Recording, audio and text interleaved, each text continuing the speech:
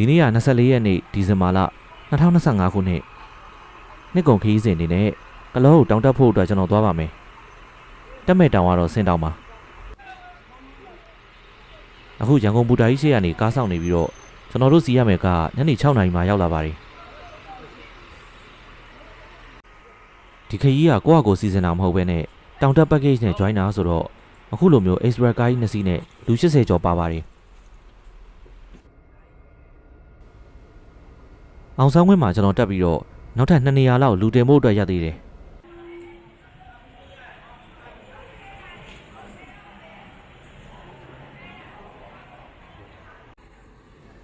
ကားကလူစုံပြီးဆိုတော့မှည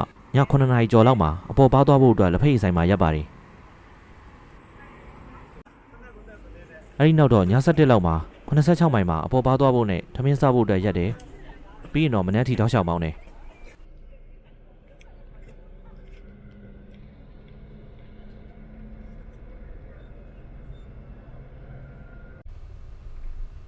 တညာလုံးမနာပဲနဲ့တောက်လျှောက်မောင်းလာတာ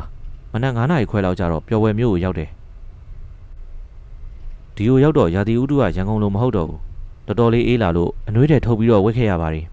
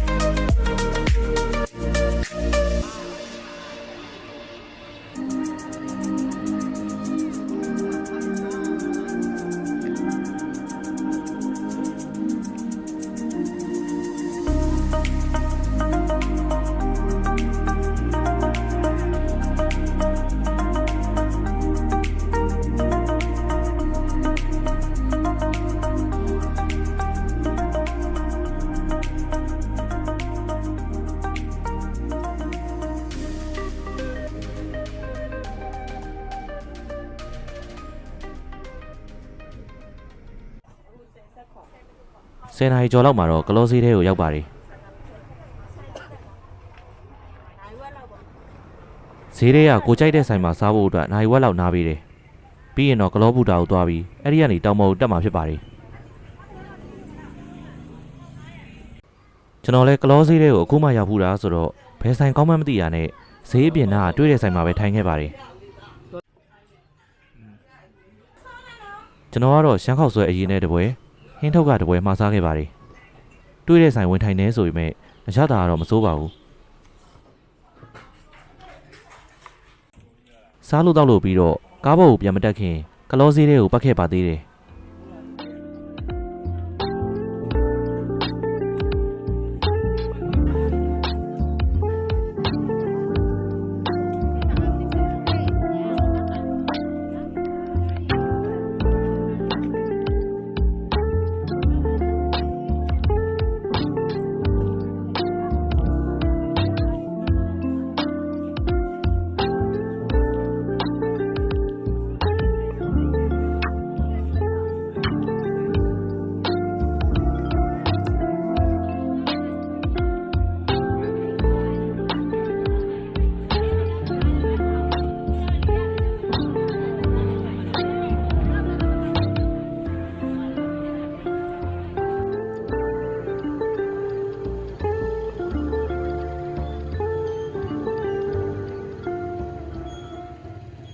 ဈေးထဲကိုတစ်ဖက်ပတ်ပြီးတော့အခုကျွန်တော်ကားစီကိုပြန်နေပါပြီ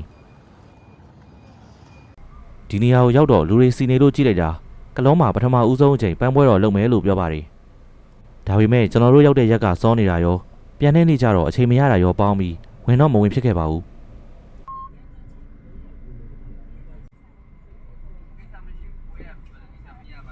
အခုကျွန်တော်တို့ကလောဘူတာကိုရောက်ပြီအချိန်ကတော့17နာရီခွဲလောက်ရှိပါပြီပါလာတဲ့ပစ္စည်းတွေကိုထုတ်ပြီးတော့ဒီလိုမျိုးကားပေါ်ကိုတင်ရပါတယ်တောင်ပေါ်ကိုတက်မဲ့လူတွေအားလုံးကတော့ဒီလိုကားတွေနဲ့မတက်ရက်ပြီးတော့စီးရမှာပါကျွန်တော်တို့စင်တောင်ပေါ်ကိုတက်မဲ့အဖွဲ့ကဒီလိုမျိုးလူတွေရက်နေတဲ့ကားနှစ်စီးရယ်ပစ္စည်းတင်တဲ့ကားတစ်စီးရယ်အားလုံးပေါင်း3စီးပါပါတယ်အခုကနေ့လယ်ရောက်ပြီဆိုတော့အပြစ်မှမအေးတော့ဘူးဒါပေမဲ့တောင်တက်လန်းကဖုံထူတယ်ဆိုတော့ခေါင်းစွပ်စွပ်ပြီး mask ပါတက်ထားလိုက်ပါတယ်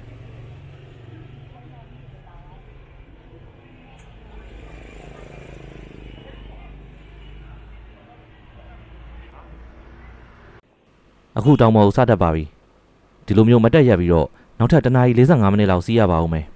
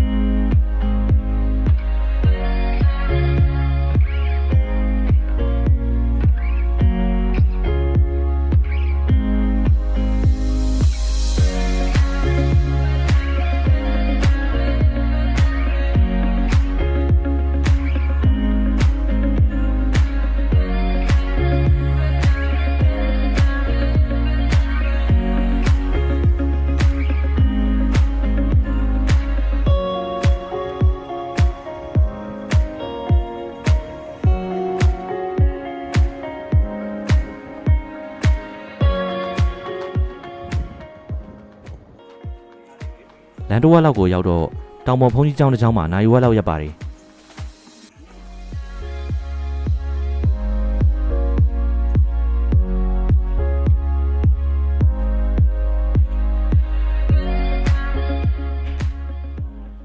အခုတောင်ပေါ်ကိုဆက်တက်ပါပြီ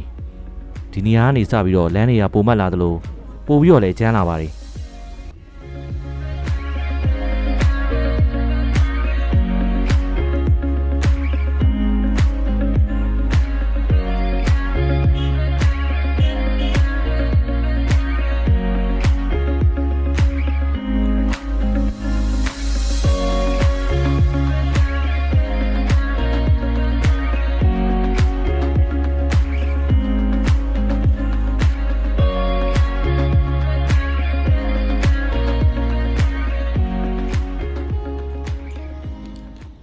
ခုဆိုရင်တက်လာတာတနားရီကျော်လောက်ရှိပြီ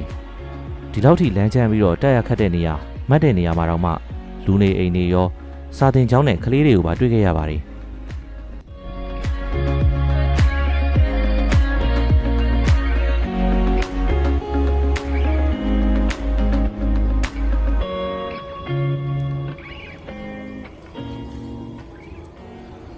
တနားရီ45မိနစ်လောက်ကားစီးပြီးနောက်ဆုံးမှာတော့တောင်ပေါ်ကိုရောက်ခဲ့ပါပြီ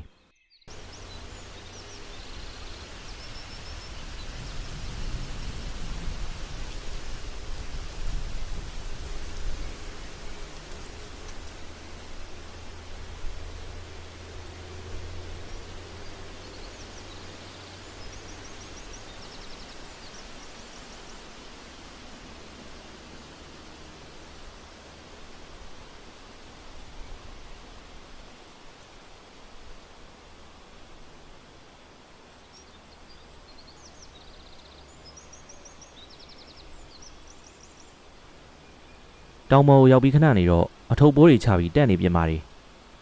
တက်လူ2ယောက်ကိုတလုံးရပါတယ်တက်ထဲမှာနေရာချပြီးပြီဆိုတော့အခုထမင်းစားပါတော့မယ်နေ့လယ်စာ package ထဲမှာပါတော့သူတို့စီစဉ်ပေးပါတယ်ချက်ပေါင်းနဲ့ချင်းဖန့်နဲ့မြို့သီးကြော်နဲ့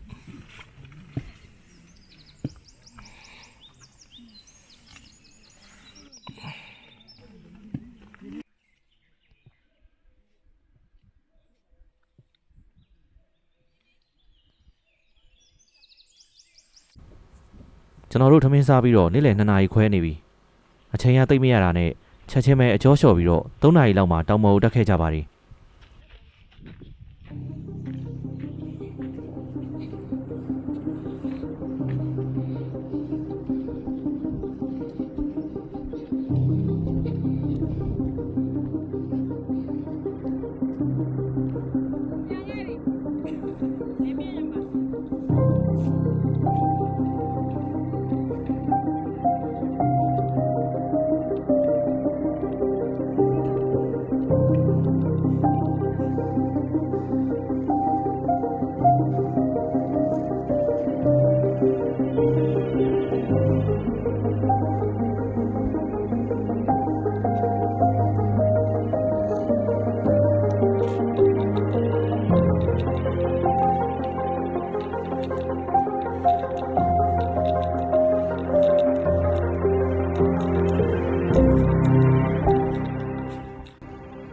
ကလောစင်တောင်ကအရင်တက်ရက်ခတ်တဲ့ထဲမှာမပါဘူး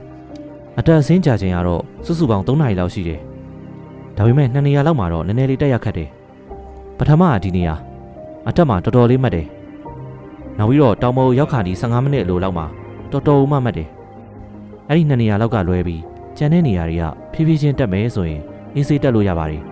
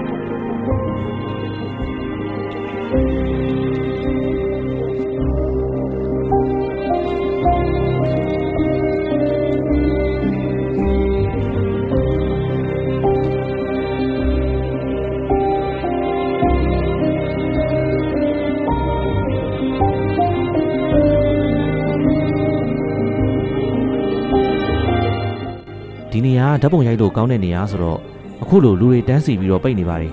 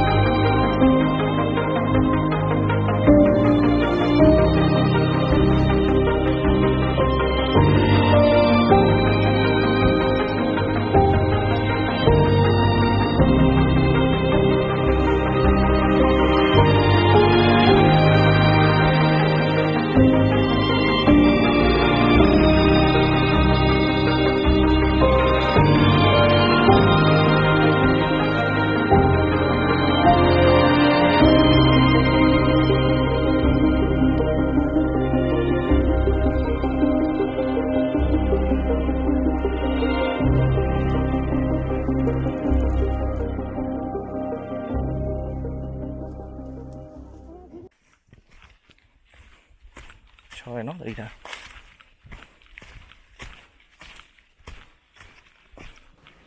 ဒီနေရာကိုရောက်တော့ရှုခင်းကခုနကနဲ့မတူတော့ဘူးဘေးနားကတောင်တန်းတွေကောင်းကင်ပြပြတွေကိုမြင်ရတာမဟုတ်ဘဲနဲ့တောထဲကိုရောက်နေသလိုခံစားရပါတယ်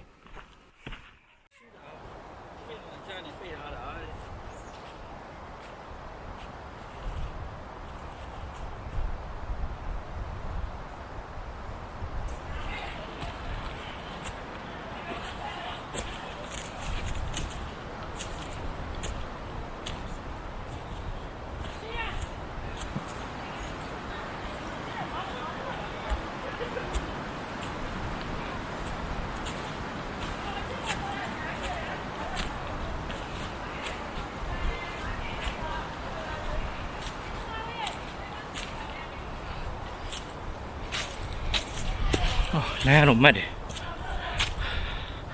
အမြင့်ပဲ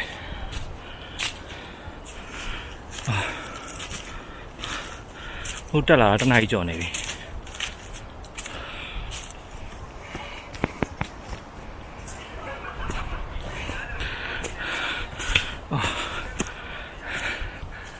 လမ်းတော်မှတ်တယ်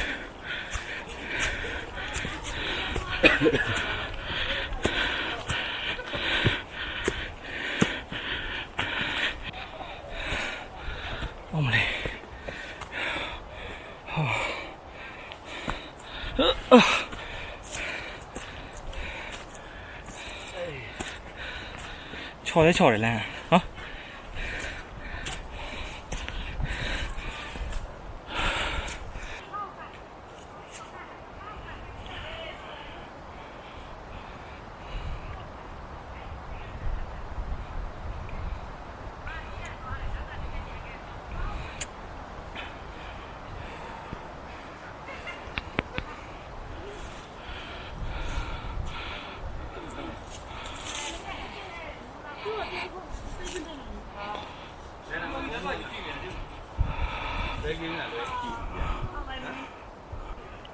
ဒီနားတော်တော်ကြက်ပြီးတော့လမ်းမှတ်နေတာ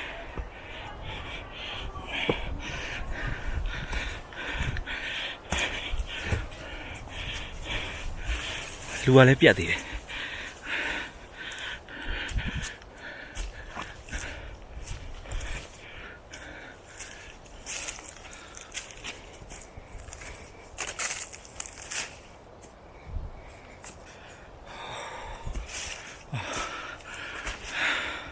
တော်တော်မောနေပြီရှေ့ဆိုရောက်ပြီရဲ့နောက်တော့မိနစ်20လောက်တော့ကြာမှထင်တယ်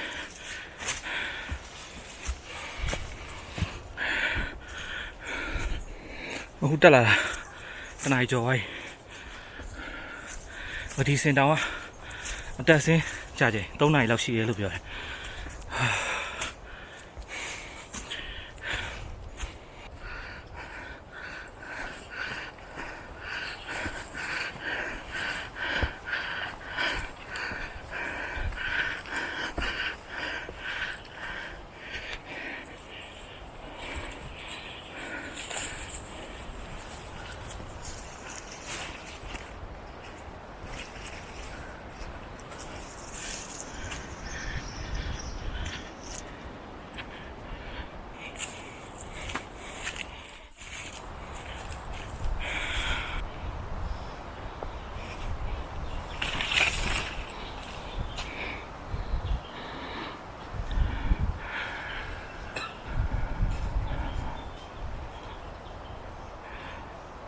ဒီပင်ကြီးအကြီးပဲစင်တောင်ပေါ်ကသူ့ရဲ့တတန်းရာခဏန်းကြော်ပြီးလို့သိရတယ်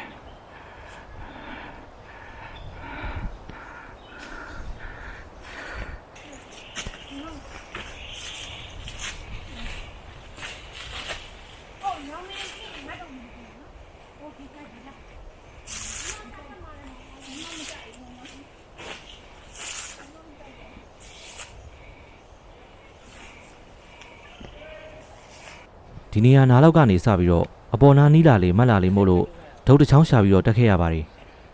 ကျွန်တော်ကတက်နေချအလေးချင်းမရှိရမို့လို့သူများတွေထပ်ပိုးပြီးတော့မောပါတယ်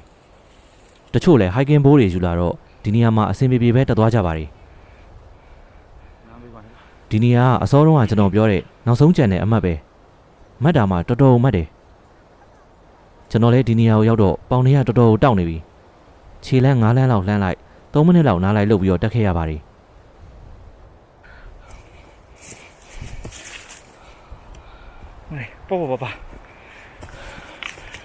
ပေါ့ပါစင်တောင်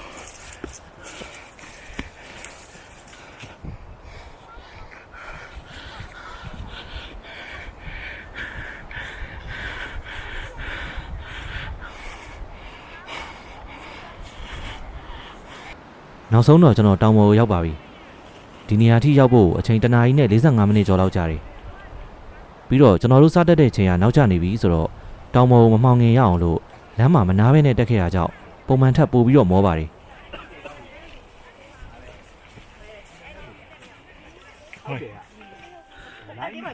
โอเค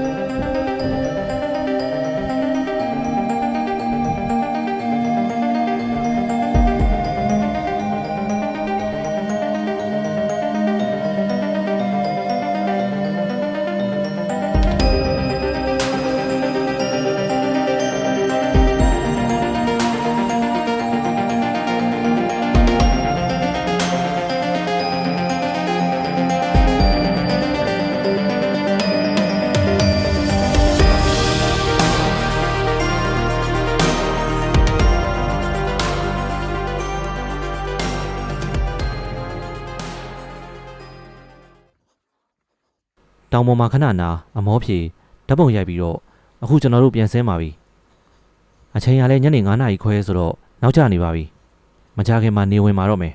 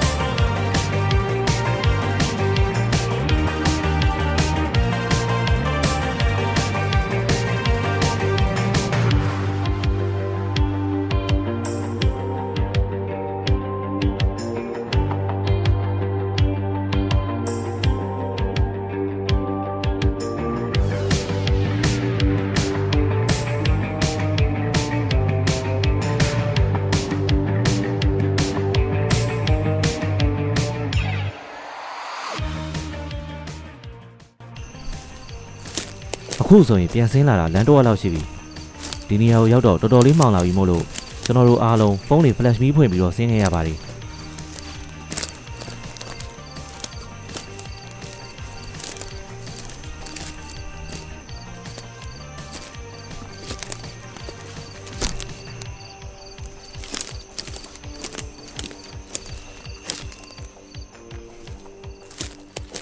အတက်တုံးကမတ်တဲ့နေရာတွေကအဆင်းကြတော့လဲတော်တော်ဆင်းရခက်ပါတယ်တောင်တက်ဖက်နှံကောင်းကောင်းစီးမလာရင်တော့ဒီနေရာမှာခြေချော်ပြီးတော့ကျသွားနိုင်ပါတယ်ဒါတွေကကျွန်တော်တို့ရဲ့နောက်ကနေဆင်းလာတဲ့သူတွေအားလုံးလဲ flash မီးကိုစီထုံးပြီးတော့ကိုယ့်အဖွဲ့နဲ့ကိုယ်ဆင်းလာကြပါတယ်နောက်ပြီးတော့ကျွန်တော်တို့နဲ့ပါလာတဲ့လမ်းပြတွေကအရှိနဲ့နောက်တယောက်နဲ့တယောက်ဆက်သွယ်တဲ့အခါမှာနမဲတွေအော်ရာမျိုးမဟုတ်ဘဲနဲ့ငှက်တွေလိုမျိုးအော်ပြီးအချင်းချင်းအချက်ပေးကြပါတယ်ည9 နာရီကျော်လောက်မှာတော့ကျွန်တော်တို့ကမ်ပင်းချတဲ့နေရာကိုပြန်ရောက်ပါတယ်တောင်တက်တောင်ဆင်းစုစုပေါင်းအချိန်3 နာရီခွဲလောက်ကြာခဲ့ပါတယ်တန်လေးတွေ2ယောက်တစ်လုံးစီနဲ့ကိုစီနေရာယူပြီးတဲ့နောက်အခုလိုမျိုးအလဲကောင်းမှမီးဖို့ပြီးတော့လူစုကြပါတယ်ဒီနေ့ကခရစ်စမတ်နေ့ပြီးတော့တောင်ပေါ်မှာတိမ်ရှင်းနေတော့ကျယ်တွေကိုအများကြီးတွေ့ရပါတယ်ဗီဒီယိုထဲမှာသိပ်မပေါ်ပေမဲ့အပြင်မှာတော့တော်တော်လှပါတယ်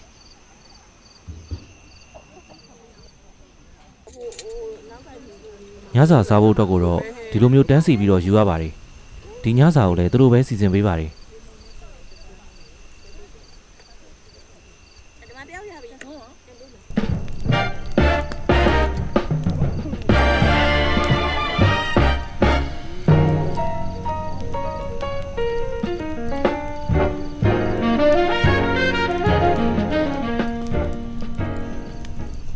အဲ့ဒီနေ့ကတောင်ပေါ်မှာတော်တော်အေးပါတယ်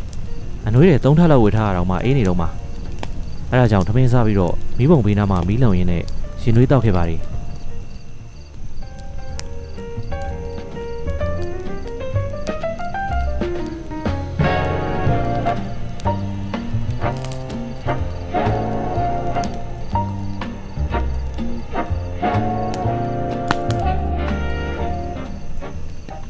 ဒီလိုနဲ့ထမင်းစားပြီးခဏလောက်နေတော့ည10 နာရီလောက်မှာကျွန်တော်တို့ချက်ကင်စားကြပါတယ်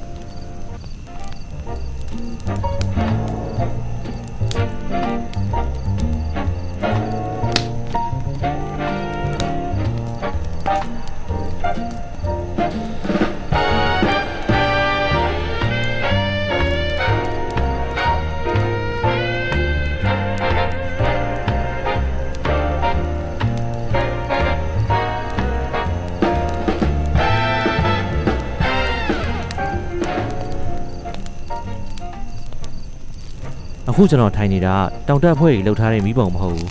လမ်းပြအကိုကြီးလှုပ်ထားတဲ့မီးပုံနားမှာလာပြီးတော့ထိုင်နေတာဒီဘက်မှာလူပို့ပြီးတော့ရှင်းတယ်ကျွန်တော်လည်းမီးလုံရင်းနဲ့လမ်းပြအကိုကြီးတွေရဲ့ဘဝကိုအင်တာဗျူးခဲ့ပါတယ်